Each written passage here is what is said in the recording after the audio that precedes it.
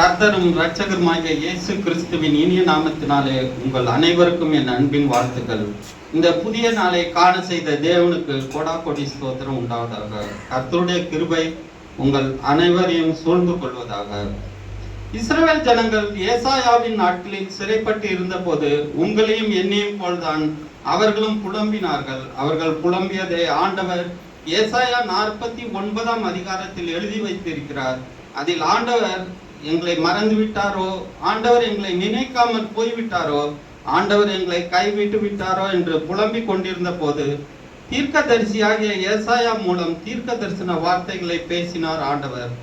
இஸ்ரவேல் ஜனங்களை பார்த்து ஏசாயா 49 அதிகாரம் 15 வசனத்தில் சொல்றார், ஸ்திரியானவள் தன் கற்பத்தின் பிள்ளைக்கு இறங்காமல் தன் பாலகனை மறப்பாளோ? அவர்கள் மறந்தாலும் நான் உன்னை மறப்பதில்லை என்று. அதற்கு பிறகு இதோ என் உள்ளம் கைகளில் உன்னை வரைந்திருக்கிறேன் என்று சொல்கிறார். ஒரு தாய் இயற்கையாக தன்னுடைய பிள்ளையை மறப்பதற்கு வாய்ப்பே இல்லை. அப்படி ஆகவே ஆகாது. அப்படி ஆனாலும் கூட நான் உன்னை மறக்க மாட்டேன்பா, நான் மாறாத தேவன். இதோ உன்னுடைய முகத்தை என் உள்ளங்கையில் வரைந்திருக்கிறேன்.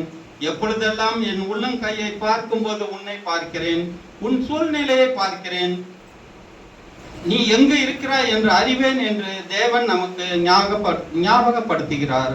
ஆகவே உன்னதமானவரின் உயர் மறைவில் இருக்கிறவன் சர்வ வல்லவரின் நிழலில் தங்குவான். இது பரம சிலாக்கியமே என்று பாடுவோமா? உன்னதமானவரே நோயார் மறைவில் இருக்கிறவர்